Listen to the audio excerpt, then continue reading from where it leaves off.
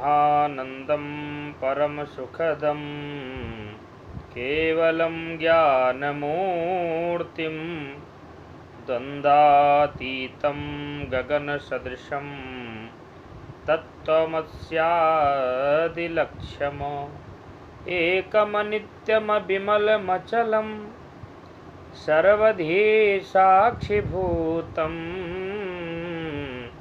भावातीतं त्रिगुणरहितं सद्गुरुं तं नमामि। सद्गुरुदेव भगवान की जय।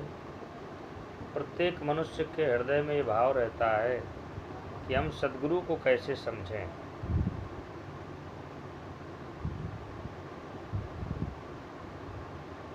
और किस वर्ण को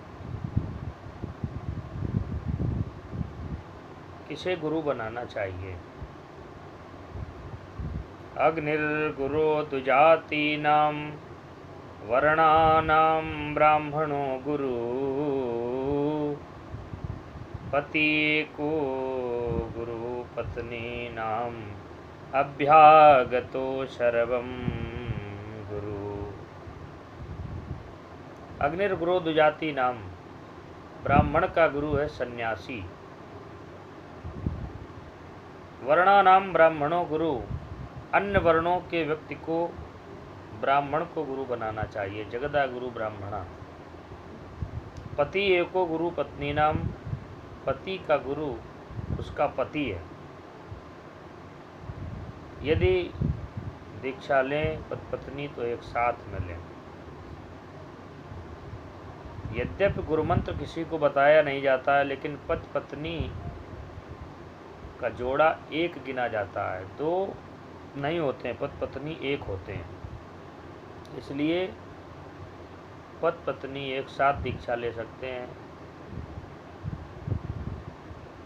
अभ्यागतो सर्वम गुरु, जो शरण में आ जाए उसके प्रति भी गुरु के समान हमें व्यवहार करना चाहिए। तब हृदय में ये भाव उत्पन्न होता है कि हमें सद्गुरु कैसे बनाना चाहिए और सद्गुरु को हम कैसे समझें। जो स्वयं ब्रह्मानंद है, ब्रह्मानंदम परम सुखतम, जो स्वयं ब्रह्मानंद है और शिष्यों को परम सुख देने वाले हैं, ज्ञान की मूर्ति हैं, हर्ष शोकादि द्वंद्वों से रहित हैं, आकाश के समान निर्लेप हैं, द्वंद्वातीतम गगन सदृशम तत्त्वमस्यादि लक्ष्यम, तत्त्वमसि आदि महावाक्यों से जाने जा सकें, ऐसे गूढ़ हैं, नित्य हैं, विमल हैं, एकम नित्यम विमल मचलम, अचल हैं, निरंतर साक्षी रूप हैं, कल्पना में भी न आने वाले अथवा कल्पना में भी न आवे ऐसे हैं। भावातीतम त्रिगुण रहितम सद्गुरुम तम नमामि, तीनों गुणों से परे हैं। सतरस्तम तीन गुण हैं, तीनों गुणों से जो परे हैं वे ही सद्गुरु हैं। ऐसे गुरु भाग्यवश ही प्राप्त होते हैं। और दीक्षा गुरु होना कैसा चाहिए?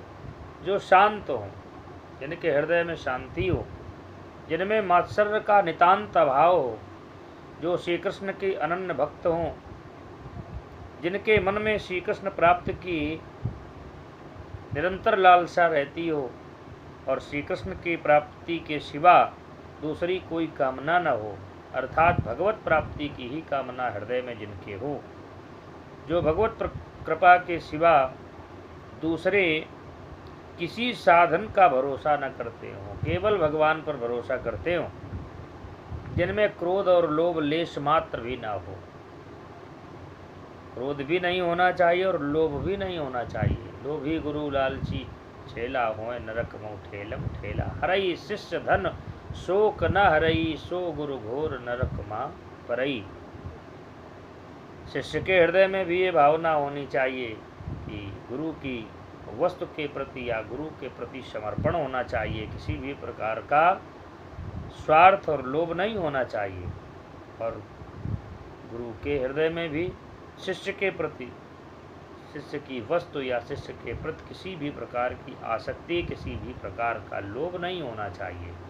ये गुरु और शिष्य का जो संबंध है, भक्त भगवान का संबंध है, पिता पुत्र का संबंध है, जन्म जन्मांतर का नाता है, इसलिए निस्वार्थ होना चाहिए। इसमें किसी भी प्रकार का स्वार्थ निहित नहीं होना चाहिए। जो श्री कृष्ण के रस तत्वज्ञ और श्री कृष्ण मंत्र की जानकारी रखने वाले हों, परमात्मा को प्राप्त करने में, परमात्मा की कृपा प्राप्त कराने की सामर्थ्य रखते हों, जिन्होंने श्री कृष्ण मंत्र का ही आश्रय लिया हो, जो सदा मंत्र के प्रति श्रद्धा भक्ति रखते हों, सर्वदा पवित्र रहते हों, प्रतिदिन सद्धर्म का उपदेश देते हों और लोगों को सदाचार में प्रवृत्त करते हों, ऐसे कृपालु एवं विरक्त महात्मा को ही गुरु बनाना चाहिए। ऐसे विरक्त ही गुरु कहलाते हैं। केवल बाय आडंबर देख करके हमें गुरु दीक्षा नहीं लेनी चाहिए। हमें इन लक्षणों को पहले देखना चाहिए। एक कहावत है, गुरु करो छान के और पानी पियो जान के। पानी पियो छान के, गुरु करो जान के कह देते हैं। लेकिन ये समय ऐसा है, गलिन गलिन गुरु आप फिरें चेलो कंठी दें, स्वर्ग जाओ चाहे नरक में हमें टनाटन देव। इसलिए पानी पियो जान करके, पानी जान करके नहीं पियोगे, कहीं खारा हुआ तो फिर समस्या हो जाएगी। इसलिए पानी पियो जान के, पानी कहाँ ठीक है, और गुरु करो छान के। अज्ञान तिमिरांधस्य ज्ञानांजनशलाकया चक्षुरुन्मीलितं येन तस्मै श्री गुरवे नमः। जिन्होंने अज्ञान रूपी अंधकार से अंधे हुए शिष्य के विवेक रूपी बंद नेत्र को ज्ञान रूपी अंजन की शलाका से खोल दिया है, उन सद्गुरुदेव भगवान को मेरा प्रणाम है। क्योंकि इन चर्म चक्षुओं से परमात्मा का दर्शन नहीं हो सकता है। जे गुरुपद अम्बुज अनुरागी, ते लोकहु वेदों बड़ भागी। और जब सद्गुरुदेव भगवान की चरण रज को अपने मस्तक पर धारण करोगे तो उघरई विमल बिलोचन ही की, मिटई दोष दुख भव रजनी के। श्री गुरु पद नख मनि गण ज्योति, सुमिरत दिव्य दृष्टि ही होती। जब हृदय रूपी नेत्र खुल जाएंगे तो हर कण हर क्षण में यत्र तत्र सर्वत्र हमें परमात्मा का दर्शन होने लगेगा।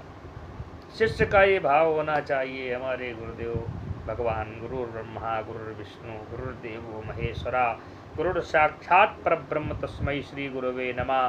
गुरु ब्रह्मा है, गुरु विष्णु हैं, गुरु भगवान शंकर हैं, गुरु साक्षात परब्रह्म है। ये शिष्य का भाव होना चाहिए।